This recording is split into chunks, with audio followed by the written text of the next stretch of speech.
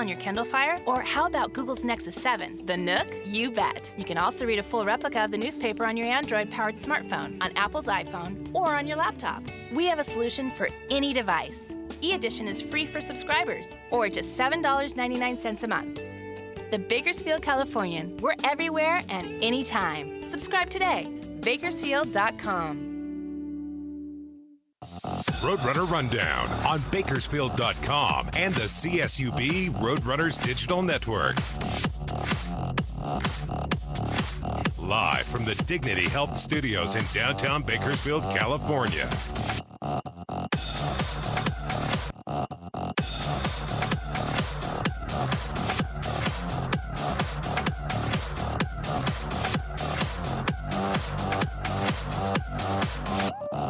Hey, welcome into another edition of Roadrunner Rundown, the official program, CSUB Roadrunner Athletics. I'm Corey Costello. Thanks so much for joining us on the show. We got a great show today. We're going to make a little history. We're going to break a little news, and that's just how we're going to do it. Totally unconventional. This is not how you normally would announce a coaching hire, but that's just how we are. We just do things differently and oddly, and that's exactly how we're going to do it today. We're going to announce our new head women's soccer coach, and their name is... no, wait till the next segment. You get to wait till the next segment, till 10:15, and then we're gonna do the coach thing. So you just sit tight. But we will also spend some time with the coach in studio talking about philosophies. Really interesting approach to the game as well with this hire. So it's gonna be very cool. We're gonna have that coming up in the next couple segments of the program. So sit tight and be patient. Also, we're gonna be speaking in the final segment of the show. Women's basketball wrapped up the number 2 seed in the upcoming Western Athletic Conference tournament next week. They have one home game remaining. It's also National Girls and Women in Sports Day this Saturday. We'll be speaking with head women's basketball coach Greg McCall joining us in the final segment of the show to talk about their final home game and also senior night. A couple seniors going to be honored, so we'll talk with him about those 2 seniors as well. So that's coming up in the final segment of the show. But first, we're going to get to highlights, and man, did we have a busy weekend of stuff, and the Olympic sports really taking the headlines this weekend. Let's start with women's swimming. We'll roll those highlights as the women's swim squad. There's Michaela Page at the WAC Championships. What a weekend for her. She's on the medal stand, 200 free. And then again in the 500 freestyle. But those were her individual titles. She would win here first. This is the 800 free relay of Paige, Kelsey Lang, Paula Hernandez, and Delise Bautista.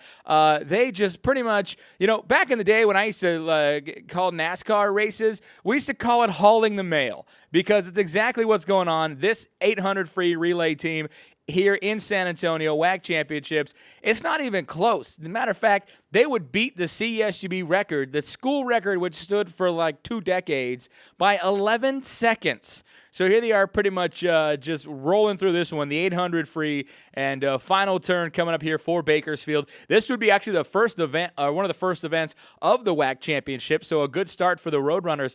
Diving was on day 1, and then this 800 free. So here this will be their first team championship of the meet. And there you go. That's the 800 free relay team right there, and they weren't finished. So that's their first medal stand. This is the 400 free. Pretty much the same team, but Lauren Kaufman included in this squad as well. They would win the 400 free after a close start, but then you see them starting to pull away, and they pull away late in this relay as a Bakersfield final turn coming up. They're just kind of, we also used to say, checked out like a Sunday hotel room. That's exactly what's going on right there. They've got the lead in hand on this one, and another individual or another team title. This is the 400 free relay as there you go. There's your 400 free relay team on the medal stand as well. Paige wasn't finished. She won individual titles in the 200 free and the 500 freestyle is where there she is on the 500 freestyle. What a day. And so here's the some of the championships and school records broken. Michaela Page, 500 free, 200 fly. Nicolette Gonsalves, 200 IM. Jeanette Dove, 100 back. Delise Bautista, 1,000 free and the mile free.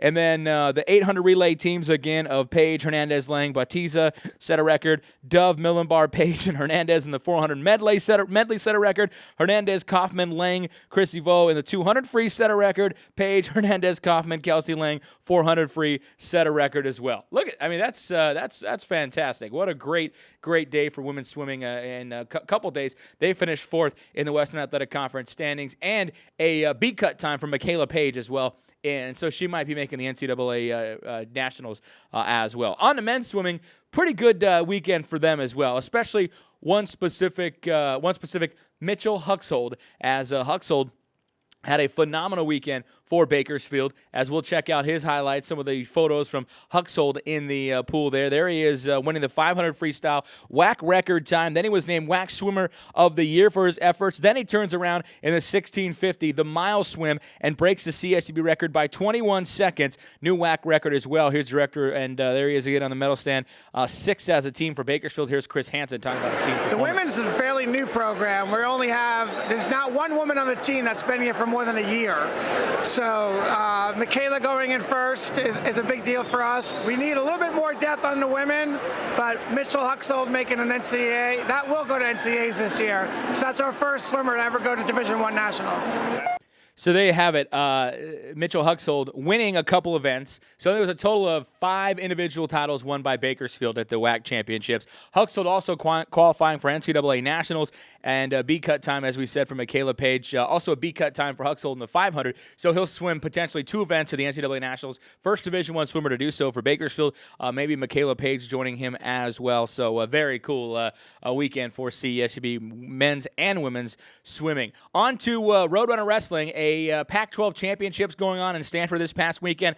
Another champion crown Sunday as we head to Stanford and check out the highlights of Bryce Hammond at 174 pounds. Here he is against Joe Latham of Oregon State. Championship final. Lots of great action for Hammond early on as this one goes scoreless into the end of the first period. Very close there to points for both wrestlers. Hammond, he's a guy, he's going to roll. They call him a funk master because he's going to roll. He's going to turn things his way. But here he is going to get the takedown there for 2 points as he takes a early 2-0 lead for Bakersfield. And then Hammond, not much longer after that, as he gets Latham on his back, and Bryce Hammond, well, he can finish. Hammond getting over on the half. He sinks it in, gets the hips down, and there it is, the pin. And once again, Bryce Hammond, ends the Pac-12 174 champion for the Roadrunners. He will go to NCAA Nationals as well. So 2 championships for Bakersfield's own Bryce Hammond,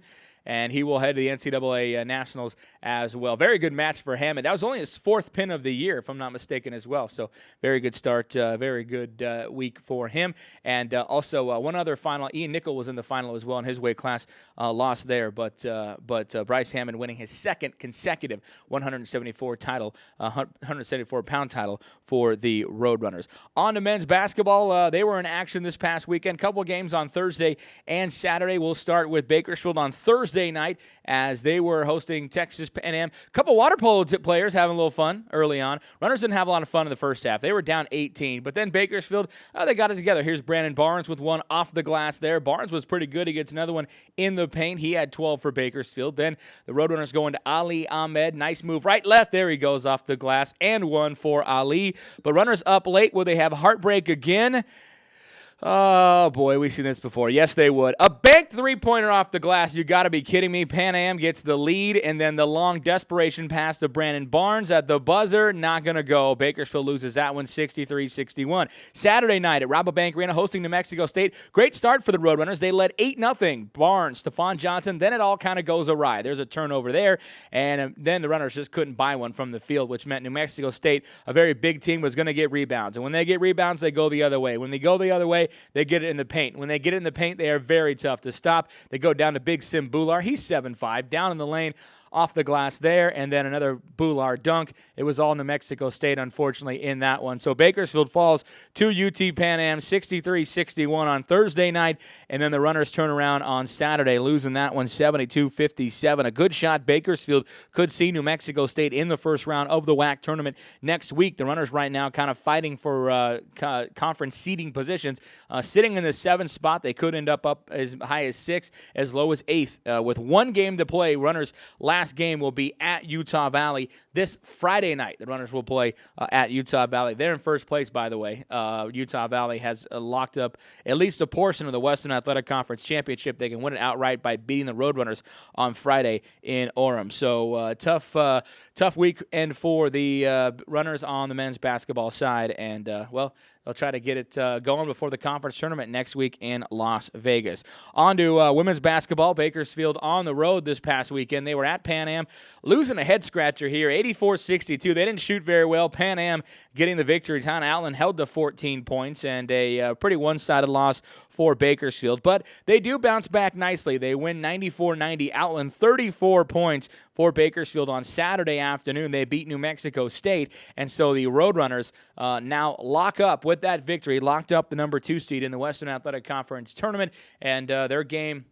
You don't want to say Friday is a Saturday against Utah Valley is quote unquote meaningless, but this isn't happening yet. This will be a couple weeks, but this Saturday isn't the tournament. Next Saturday is the tournament, but they are playing Utah Valley this Saturday at the Icardo Center. But I do want to remind you, it is also National Girls and Women's in Sports Day, and what that means is the game tips at 1:00 on Saturday. We're also going to have a couple free clinics as well for some of the kids to come in. Bring your girls. We're going to have our volleyball team helping out. We're going to have several other squads helping out for spirit squads. So we're going to do some pregame clinics starting about 10:30, if I'm not mistaken. Yeah, about 10 o'clock actually, or 10:30 in the morning. We'll have the first session, and registration starts at 10:30. You can bring your kids out Saturday to the Icardo Center. Bring your girls out. We're going to have a lot of clinics for girls in sports, different sports around the Icardo Center, and then they'll settle in and watch the game. Tickets are $5, so make sure you go to our website, GoRunners.com, and click Women's Basketball for more details. So that's happening on Saturday as well. Their final home game, we'll speak with Greg McCall, our women's basketball head coach, coming up in the next segment. All right, one more sport in action this past weekend we got highlights for, and that was Roadrunners baseball. They were hosting UC Riverside. Big lefty Austin Davis on the mound on Sunday. Runners, not a bad outing there. Runners actually rained out Friday, played one on Saturday, 2 on Sunday, but Bakersfield coming back down 4 and make that 3. Chance Cuspit delivering an RBI triple into the right field corner. The Runners scored 2. It's 3-2, but that's about as close as it would get. Story of the game for the Roadrunners coming up right here. Well, look at the bases. 1, 2, 3, they're loaded. And the hitter at the plate, Miles Jones, well, unfortunately, Jones going to pop up right here. Runners left the bases loaded 4 times. They left a school record 17 on base, including this one here as well. Solomon Williams grounding out with the bases loaded. And so the Runners lose that one for 3. Then on the nightcap, here we go, bottom of the ninth, Bakersfield down 7-6. A walk to put the tying run aboard at second base. Garrett Pierce hits one to center, but Oscar Sinai with 1 out takes off for third.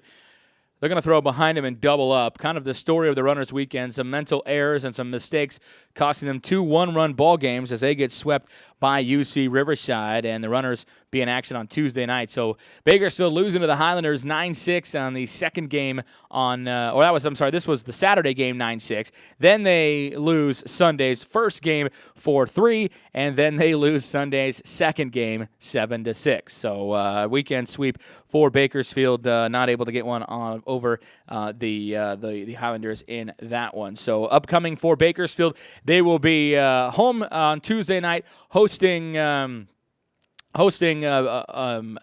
Cal State Northridge, and then Bakersfield actually going to be flip-flop. Runners will be at Portland this weekend, Friday, Saturday, and Sunday. Those games at Portland. So Runners will be on the road, their first 3-game road trip for CSUB on the road at Portland this weekend. Couple other scores real quick just to mention. Paige Schruda, CSUB water polo, scoring 9 goals in 2 matches as the Runners finished 4-0 at the Cal Lutheran Invitational. They beat Cal Lu 12-8 to begin Saturday's action. Schruda, 5 goals to pace Bakersfield. Janelle Shelby had a hat trick as well.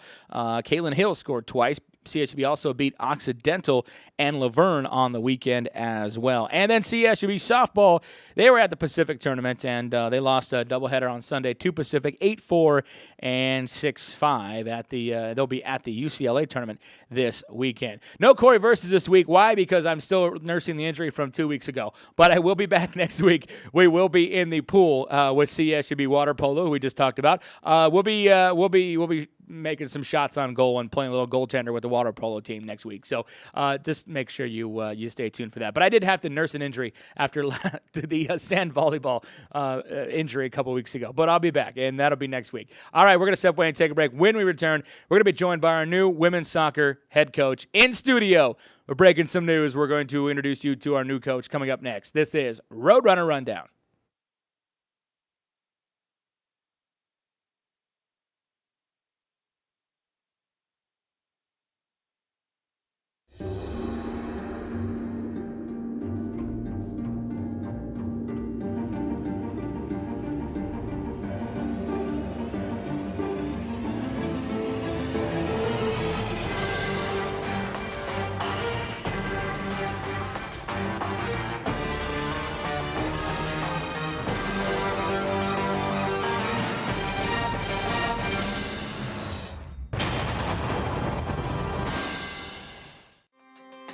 Introducing TBC Mobile from the Bakersfield, California.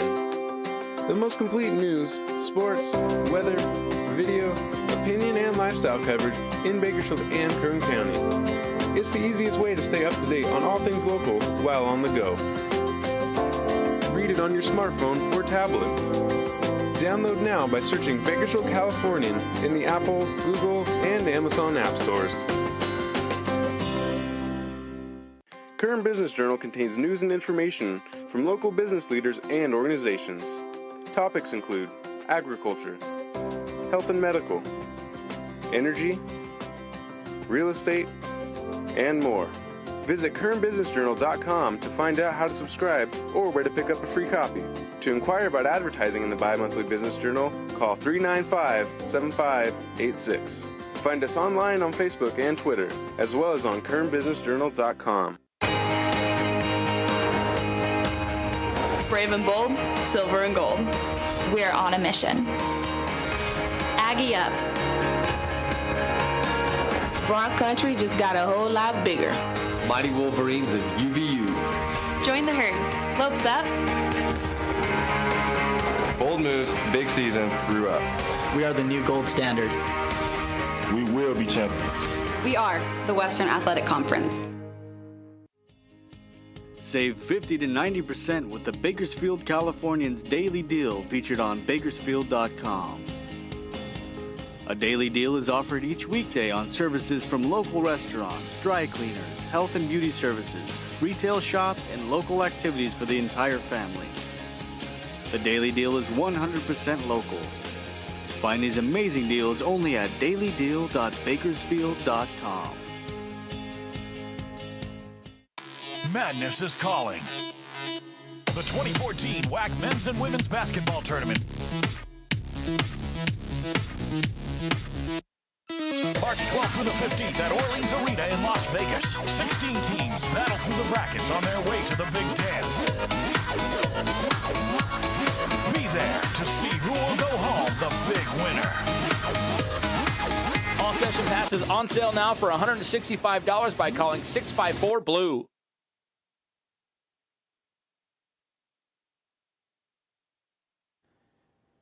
And we're back here on Roadrunner Rundown. I know you've been waiting for it, right? You guys have been watching the show just saying, okay, get to it already. And we're going to get to it. It's my pleasure to announce on this program, exclusively on Roadrunner Rundown and Bakersfield.com, we're going to announce our new women's soccer head coach. He comes to us. He's on my left right now. You're right looking at the screen. His name is Gary Kernine, and he comes to us from the University of Cincinnati.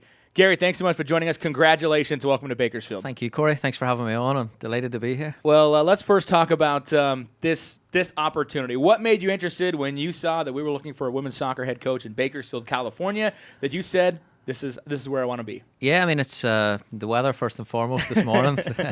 The sunshine obviously helped, but in all honesty, talking with Jeff and with Cindy and Marcus and talking about the project and the challenges ahead and what the team, where the team's trying to go and what the team needs to do, it really, really appealed to me. It's an area of the country of California which is famous for really, really good soccer. So I'm looking forward to the challenge of recruiting here and working with the players and getting out here. Absolutely, and you are. We'll get to a little bit later more of the details, but you're X's and O's guy. You wrote a book about your coaching style, but it also seems like you're kind of an X's and O's guy when it came to your professional life. I mean, you were a head coach for years at Division II level, and then 1 year as an assistant at Division I level. So you kind of had to basically game plan yourself to become a Division I head coach. Yeah, I mean, this is a level that I've always wanted to get to. The timing, of course, you never know when, and these opportunities arise, but I had a great experience at Wingate University. It's a fantastic place, and I had 8 great years there as a head coach, and then Cincinnati was an unbelievable experience working with Nate and Neil there, and a phenomenal staff, and had a really, really good experience. So, like I say, you never really know when these opportunities arise, but when you do, you have to grab them, and that's what I've done here. Let's talk about that 1 year at Cincinnati. I mean, how did that help you in your development, and also getting exposed to the Division I level of women's soccer? Yeah, well, it was a big challenge. We had to rebuild a program, that was coming off 1 or 2 bad seasons, so it was changing a mentality, creating a culture. Trying to create a winning culture and doing it on the field as well, and overseeing the recruiting along with Nate was getting in players. So I learned a lot about how to create an environment and how to get the players accountable within that there, and to enjoy it at the same time. So I had a blast in Cincinnati. It was a real good experience, and the program will continue to do well, I'm sure. So it sounds like there's a lot of similarities from what you went into in Cincinnati, trying to help build a culture, build a program a little bit, coming off a few losing seasons. So there's some similarities to what you're going to sort of inherit here as well. I think so. Yeah, I think so. I think with a culture that hasn't been used to winning, I think it's fair to say, there's ways and means to make that possible, and it takes a lot of work, but there is a science to it, and I do believe I have got experience in that there. I do enjoy it. It's changing cultures and changing attitudes is something that I do enjoy doing, and working with players. You don't really get as much from it yelling and screaming at them these days. You got to work in a certain way. So there's definitely ways to do it, and I'm excited at doing it at Bakersfield. Head coach, 8 seasons at Wingate. You brought that up. Tournament appearance as well. What was that? What was that like? Because you sort of built that program up as well. Yeah, I mean, that was awesome. That was my. I played Wingate as well, so there was the alumni feeling to it, and coming from Wingate was like a family to me. Taking them to the NCAAs was a big step and big for the program. We had some fantastic players, and the programs is now in that realm of top 20 in the country. So I hope it continues to do that. And Chip's done a great job this past year. So long may it continue. Absolutely. Gary Cernine, our guest. He is the new women's soccer head coach here in Bakersfield. And, give me your thoughts on this program and this conference that you're coming into. It'll be the second year in the Western Athletic Conference for the women's soccer team. But you look at there's some new programs coming on board with women's soccer as well in the conference. So have you got a chance to kind of assess the conference landscape and where, you hope to have Bakersfield fitting into that? Yeah, I mean, I'm good friends with the UTPA coach, Glad, and I've spoke to him about it and got a bit of advice as to where we are and where he thinks we are. And of course, he doesn't want to say too much, but in talking with Jeff and Cindy and Marcus, it's realistic to get up that table very, very quickly, and something that we're going to have to do. So it's tough. I mean, I think it was Seattle finished. I think it was unbeaten last year. They was 7-0 or 6-0. That's tough. But we weren't, if you look at the records and you look at the results, we weren't a million miles away from achieving that. So hopefully we can improve performance and change a couple of those L's into W's, and we won't be too far away from it. You wrote your book on kind of the changing game of soccer and how you coach that, and you brought up a minute ago, but how does that apply to the changing student athlete? Because it seems like every generation of student athlete that comes in, there's something a little different than the last generation. So how do you maybe coach differently when it comes to working with student athletes? Yeah, I mean, it's a challenge today. I think the coaches today have to be partners with their players rather than standing away and yelling, screaming at them. Like I say, it doesn't really work these days. So there's challenges in that regard. You've got to be organised. I think the communication's a big piece. I think kids today, As much as we complain that they're never off their cell phones or their social media, they crave communication more than maybe any other generation. So that's something that I've tried to add to my coaching, and I've tried to on social media and websites. I try to make my work as visible as possible, and if anyone has questions of it, I feel free to ask with them. So we had that meeting. I had a good meeting with the team this morning, and that came up as well. But I think communication's got to be there, and I think professionalism's got to be there, and I think treating them the right way. I think if you're with them, you'll get a lot more out of them than if you're further away from them. So that's where I'm looking forward to. To me, that's the practice. The meat and potatoes of coaching is getting out there and working with your team, and that's hopefully where we'll get with Bakersfield. Give me your thoughts about California, because the soccer here, a lot of influence, with respect to Mexican and Hispanic influences on the game. Now, but you've got a way that you coach, and the way what you've written about and what you do kind of cross all those sort of boundaries in your mind? I mean, I haven't written about anything that's a certain system to play. I don't believe there's a right and wrong system to play soccer. I believe that it's cultures play a view, abilities of players play a view, but I do believe there's a right and wrong way to prepare a team. So I will look, and this is a challenge for me, is in talking with CJ, it's a possession focused team, and that's not something that coming from the East Coast, and especially Division 2, we haven't had possession focused teams. That's something I'll have to adjust to. But with the training program, we'll then be getting that to the next level and playing at the tempo and the intensity will always be there. The quality, if it is higher over here and it's higher level, then that's more plus for us. Absolutely. And you know what you brought up a second ago? You brought up cell phone, social media, and all that stuff. And I want to do something with you, because even today, everyone heard about Ellen's selfie at the Oscars, right? Even today, in the cover of the Bakersfield Californian, they hired a new superintendent or something, and they got a photo of someone taking a selfie with the superintendent. So I thought, you know what? We're going to take a selfie in studio. With Gary and I, because this is a historic moment. So, Gary, let's selfie this way. Here we go. You ready? There you go. That's a good one there. There you go. That's better than Ellen's. That's a good selfie. That's not only we announced the program, but we did a selfie as well. I'm going to put that on Instagram right now. Gary, we're going to be back. We're going to come back with some of your coaching videos, and we'll talk some techniques as well. Sound good? Good stuff. Thank you. All right, Gary Kernino, our new women's soccer coach and now selfie star. We'll be back. This is Roadrunner Rundown.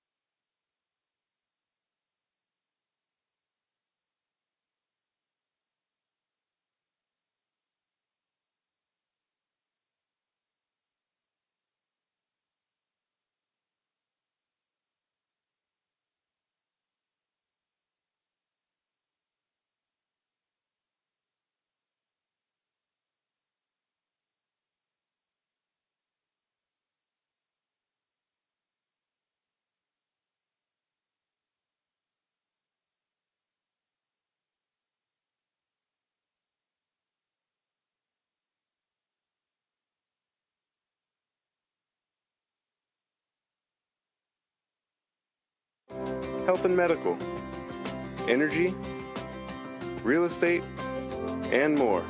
Visit kernbusinessjournal.com to find out how to subscribe or where to pick up a free copy. To inquire about advertising in the bi-monthly Business Journal, call 395-7586. Find us online on Facebook and Twitter, as well as on kernbusinessjournal.com. Madness is calling. The 2014 WAC Men's and Women's Basketball Tournament.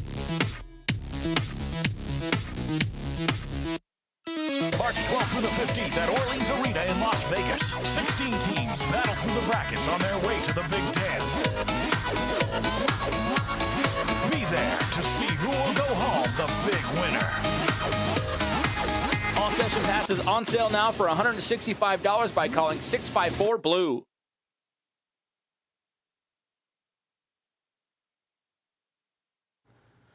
Welcome back to Roadrunner Rundown. We just crashed Twitter with the selfie. And Instagram, too. We took down both social media networks. Welcome back to the show. Gary Kernine's our guest. He's our new women's soccer head coach and coming to us from the University of Cincinnati for 1 year. And then he was head coach at Wingate as well. We were talking about California. And I went to – here's the two things I remember about Cincinnati. I went there years ago. They paid us a lot of money to come and play basketball and just get – rolled, but it was cold and snowy and gray, and everything had that weird salt kind of layer to it, that road dust layer. And B, I ate a pizza that was actually called the Bearcat. It was fantastic. Oh, wow. Someplace near campus. Yeah. I do remember food about everywhere I go. And so those are my two memories of Cincinnati. Very good. But Gary, you wrote a book, and I don't want to get the name wrong here. Let me make sure I pull it out. The book you wrote was The Modern Soccer Coach 2014, a four-dimensional approach. Yes. What what exactly would that be in a nutshell, if you can kind of put that through? In a nutshell, it's a way to train that basically a lot of training, the majority of training at younger levels, and it's not really changed towards elite players, is one-dimensional. It's a technical exercise, or if it's a physical day, they'll run around the field, or if it's a fitness day. It's a way of training that involves everything to meet the demands of the game. Mm-hmm. So the demands of the game, everything you do in soccer is a technical demand, there's a physical demand, there's mental, psychological demand, and there's a tactical equation in it. So that is trying to get coaches to think about what way they're organising practices, and then in that there regards, then putting it all together is back to the communication piece as well. And it's almost like in a workout, they'd call that circuit training, right? That's right. So you're doing really similar, always moving, that kind of stuff? Always moving, keeping it, that's part of the fitness has changed in soccer in recent years. And like I say, it used to be, the balls would stay in the bag and the kids would be running. And these days, and the top teams in Europe are incorporating fitness work into their soccer work and their skill work. And those are the teams that are stretching ahead. So if you're working, if you've only got 2 hours a day to work with your team and you're spending 90 minutes of it running and not doing anything with the ball, then technically you're not going to get any better as well. So it's got to be all put together, and as I've studied a lot from the European methods, and like I say, that's where the top teams are stretching ahead at the minute. And does that help keep, I guess, the athletes more interested, because they don't think, oh, today we're going to work on defense and I play, I'm a striker, so it really doesn't apply to me. So does it keep, obviously does it keep the kids on their toes a little bit more? Yeah, I think so. I think it's engages them, because if there's a psychological or there's a mental component to what you're working in, you've got to be thinking. And when if I go in for a 10-mile run around a field, I don't have to think to do that there. And even if you and I are passing the ball 25 times, there's no real thinking component in that. And when you think, then it moves a lot quicker and they engage them. So if you put those demands on them in the games, I think they enjoy it. I do. The feedback's usually good, and if you keep the sessions within 90 minutes to 2 hours, it beats the kids being out there for 3-4 hours a day, which they normally don't like. No, absolutely not. Gary Kernine, our guest, new women's soccer head coach here in Bakersfield. Now, you had mentioned earlier that you do so much with keeping your practice sort of methods and stuff. It's out there, you do a lot of stuff with video and things like that. Well, so we got a chance to actually kind of check out some of your practice clips, and we're going to talk about some of the stuff that you're doing in these. Now, the first one you'd called high tempo transition, so we can kind of roll that clip and just kind of show what you're doing here. Right, this is with the Cincinnati girls. So basically, after every session has two components. So after a shot on one goal, everyone's got to get in the box, and then they got to transition back into the game. And if they don't transition quickly, they're going to get punished on the defensive end. So it challenges the players to physically get in positions quick and then mentally think where they've got to be. So if there's a shot here, there we go, and a finish, all these players have got 3 seconds to get in the box. 1, 2, 3. Here comes a cross. They've got to finish that. It's a great goal from Kelly. And then they've got to get back in before the next game. Okay, so it does, obviously it keeps them thinking where they have to be in a short period of time, which is essentially the game, and then it works a lot of different players on obviously being in the box, getting across, that kind of thing. Yeah, and it creates habits, it's subconscious habits, and sometimes as players, you know, as coaches, we have the game figured out for our players, we figure it out in a conscious way, but if their training habits aren't subconscious, that I play the ball and I sprint over there, I play the ball and I stand still, then it doesn't matter how well they understand it, their habits aren't going to be created to move. So games like that there try and get them moving. And I think this next clip is pretty much the same high tempo transition as well in practice, looks like as well. So yeah, miss there, and then they gotta and they go right back into the box for they get in to finish. It's a nice ball right there. Yeah, too. cross in. So they've got to get in quick. If they don't get in quick enough, the yellow team or the green team, you know, have a score. They've got in really quick there, so they've prevented them from scoring. So it rewards hard work and it keeps the intensity high. And if one person switches off, it can cost the team as well. So that all our side. There's always a teamwork element to it, and always in 3s and 4s or 5s and 6s, people are working together. She missed that back post. And then you see they got to come in quick because the other team's on the attack right away. I see. Okay. And they score from. Oh, they should have scored. Exactly. That's how it always seems to work. They should always be scoring as another cross. Yeah, there's another bad finish there. That must be that's one of my coaches. Yeah. So this is that's the transition. So you would play this for 3-4 minutes. Okay. Because it's physically demanding, and then you would play sets. So instead of playing an exercise for 45 minutes, where the tempo just goes low, you would play it for 3-4. You play 5 sets of it. Keeps the intensity high, keeps the energy high, and hopefully keeps the players engaged as well. And now we have a clip as well. 7 on 7 your zones clip as well. Talk about what's going on here. Right. This is players that are limited to zones again. They've got to play quickly through. They're restricted to certain zones defensively, but they're not restricted attacking ways, so they can move in offensive ways. And then there you go, and then you transition. If there's a transitional element in it, which is when the game switches from defense to attack, you can get the tempo a lot higher, which is what Blues just did there. Mm-hmm. Okay, and so that one, what is sort of the purpose there? Like you said, you're limited defensively, but obviously you're letting them attack. Yeah. So defensively, you always want to get them organized as quick as possible. Attack is usually where the energy is. So if you want to get your players, sometimes it falls apart attacking if teams win the ball back quickly and they just give it away.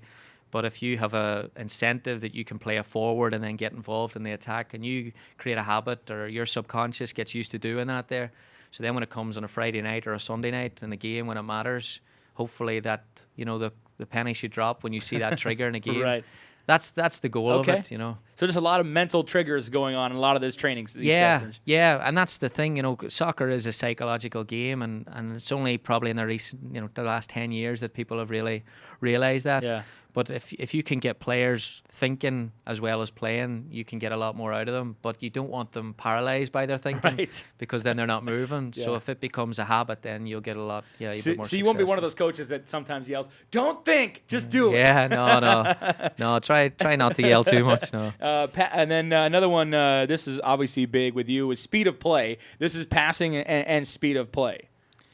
Yes. This is the Cincinnati Gears, and this is. You've got to get a certain amount of passes before you can play out. So as they can play out there, a blue player plays out and opens the field up. So again, it's not a possession exercise where they're just playing in a little grid. As soon as they get to a certain number of passes, they're opening the field up and then playing. So there's a direction part of this here, which there is in a game. Okay. So it's playing from A to B. So it's not, if you and I just do a passing exercise, there's no directional and there's no goal. Then when it comes to a game, very rarely would a player A to B pass the ball to each other. But when you've got directional in a game, then it gets players to lift their heads up, it gets players to open their bodies up, it gets players to create angles to receive the ball. So again, little triggers that they can get themselves a yard or two. And a yard or two of space in soccer is a big thing. So whenever you're playing against really good teams, usually the space is much more condensed. Right. But whenever you're practicing in tight, quick areas, you can open that space up a little bit better. So where do you, let me ask you this, I mean, and we've got one more to show, we'll show in a second, but I mean, all these different concepts, you talked about being a student of the game. I mean, so these things you've traveled around and picked up and talked to other coaches about and things like that. I mean, how'd you come up with all this, all this stuff to, to use and be part of your coaching philosophy? Well, I studied it and I tried to get what fitted with my philosophy, and I wanted a game that, every coach wants it to fit their philosophy and almost the personality. And my personality is that I want the game played at a high tempo and I want the game played with energy and passion, but I didn't want the old passion of just putting your fists up and rolling and screaming. I think that those days are gone. So I looked towards systems and training systems that suited what I was doing. And then, of course, it helps whenever the top coaches are doing that work, when Mourinho's or the Guardiolas or the Brendan Rodgers, and they're working like that. It's not, I haven't made up half of that stuff. That's all stuff that they're doing on a regular basis. So some of it's copied, some of it's modified in areas and modified in size. But if it's good enough for, the game today and the professional level is played at a phenomenal pace. Yeah. And I want to be able to, for my teams, I want them to play in the same way. Excellent. And finally, defending, which is always a big part of the game as well. Check out the clip of the defensive drill. Yeah, that's a little, 1v1 there. That's pretty basic.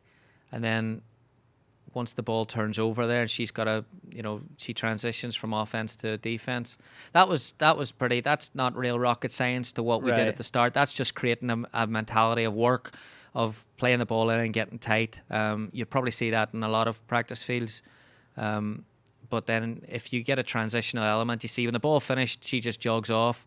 What we want to try and do is try and keep that ball moving all the time. Okay. So always just keep them in the mindset that if one ball goes out, again, players are habits. If one ball goes out in a one-dimensional exercise, then they wait for that ball to come in again. Right. But if you have 3-4 balls coming, then that player can't switch off. Right. And then they're used to triggers. So if they're used to balls coming in, like a top player like Messi, for example, would get the ball on his left side, he gets it on his right side, his triggers are all over the place. So he's not training from just me and you passing the ball to each other.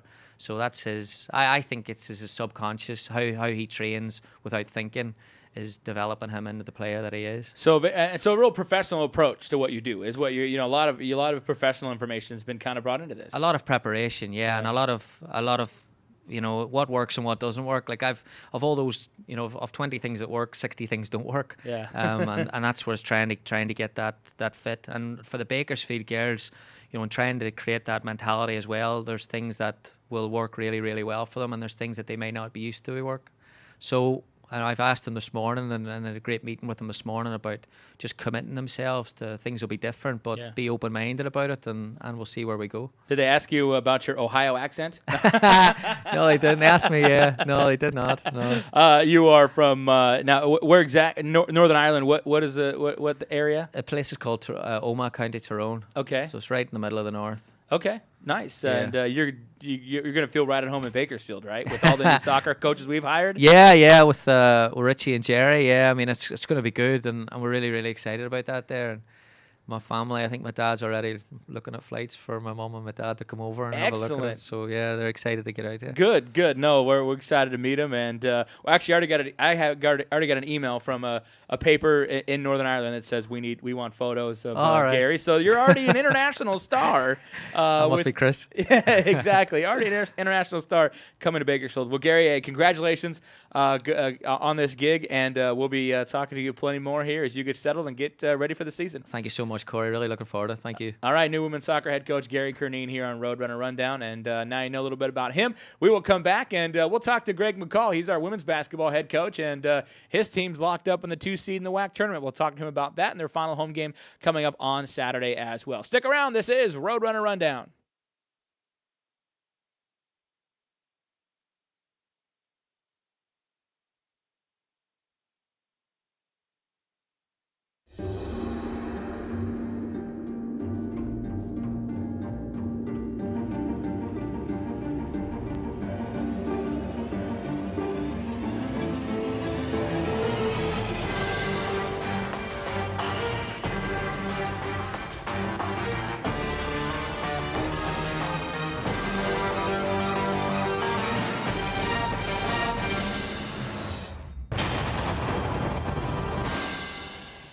Bakersfield Californian is a great read on the iPad, but did you know that the Bakersfield Californian is available on your Kindle Fire? Or how about Google's Nexus 7, the Nook? You bet. You can also read a full replica of the newspaper on your Android-powered smartphone, on Apple's iPhone, or on your laptop. We have a solution for any device. E-Edition is free for subscribers, or just $7.99 a month. The Bakersfield Californian. We're everywhere and anytime. Subscribe today. Bakersfield.com. Current Business Journal contains news and information from local business leaders and organizations. Topics include agriculture, health and medical, energy, real estate, and more. Visit currentbusinessjournal.com to find out how to subscribe or where to pick up a free copy. To inquire about advertising in the bi-monthly Business Journal, call 395-7586. Find us online on Facebook and Twitter, as well as on currentbusinessjournal.com. I'm Lisa Kirsch. Coming up Wednesday on our next Live Well, we're talking all things pets. You'll meet our local pet celebrity, the Dock Diving Dog, and find out what that's all about. Plus, Daisy, a service dog, stops by with her pet parent, Bob Linder. We'll find out how she helps Bob with PTSD. Plus, pets and vets. Everything you need to know to keep your pet healthy and happy. We have a lot going on for the next Live Well coming up Wednesday on Bakersfield.com. Save 50 to 90% with the Bakersfield Californians Daily Deal featured on Bakersfield.com. A daily deal is offered each weekday on services from local restaurants, dry cleaners, health and beauty services, retail shops, and local activities for the entire family. The daily deal is 100% local. Find these amazing deals only at dailydeal.bakersfield.com. Madness is calling. The 2014 WAC Men's and Women's Basketball Tournament. March 12th through the 15th at Orleans Arena in Las Vegas. 16 teams battle through the brackets on their way to the Big Dance. Be there to see who will go home the big winner.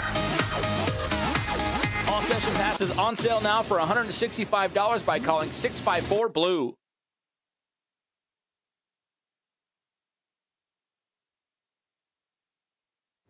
Welcome back into Roadrunner Rundown. Final segment of the program. My thanks to Gary Kernine for joining us, our new women's soccer head coach. And joining us in studio as we wind down the regular season is our women's basketball head coach, Greg McCall. His team is now locked up as the 2 seed going to the Western Athletic Conference Tournament next week. They're the only team to beat first place Idaho. Sitting in a pretty good spot, Coach. I mean, you guys split last weekend, that Pan Am, New Mexico State trip. Always a tough trip down to Pan Am, but still got to be pretty happy where you guys are coming into this game. Definitely happy about that. The girls played really hard over the 2-course game.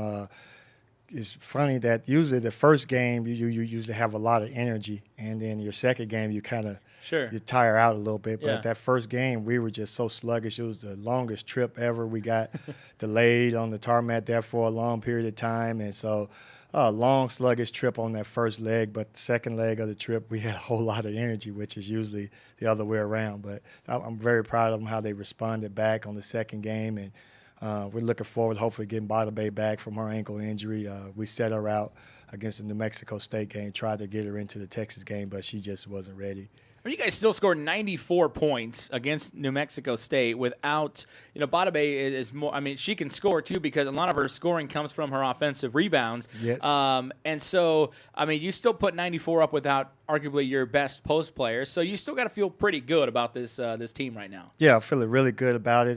We were able to score. Abundance of points at times. It just depending on the nature of the game. Yeah. If a team is trying to slow us down, we could slow down, and we could play in that tempo as well too. But we always like to try to keep our tempo up, and try to speed the game up as much as we possibly can, because we found out that it really does wear on the team a lot when they're trying to keep up with us. We really utilize our speed and our athleticism a lot to do those things. So. We like up-tempo games. Absolutely, and you guys are going to be the 2 seed coming up. So they're a pretty good shot. Now you're playing Utah Valley this Saturday, your final regular season game. There's a pretty good shot you're going to see Utah Valley again in Vegas. Is that right? The way the seeds might work out, they might be the 7th? That's the way the seeding is going to end up working out. I don't see it working out any other way. I don't think nobody's going to drop 2 games like that Right. where they're going to pick up another win or so. But that's the way it's going to look. I think that's their only game of the week as well too. So it's just us and them, and so then we turn right back around and have to play them again in the tournament. So that begs the question. Obviously, Saturday is a game that, and this comes up in every sport where you have either it's a playoff spot locked up. I think it happens a lot I see it in baseball all the time when a team they've got their division, they're already locked up to the playoffs, or even in football this past year, you got teams pulling their players out in the NFL after the half. As a coach, it's a good situation to be in, but it's also it's got to be rough because this game essentially doesn't mean anything, but then psychologically it means a lot. Yes, it does, and I could tell you what, it feels good to be in this position. To tell you that much. So I'm glad to be in a position like this where it's something that we can think these type of thoughts, and it's something like our players. We just want to go out and play, and that's what we're going to do. And then we're going out to play to win. And if we're up by a lot of points, yes, I definitely want to rest. Sure.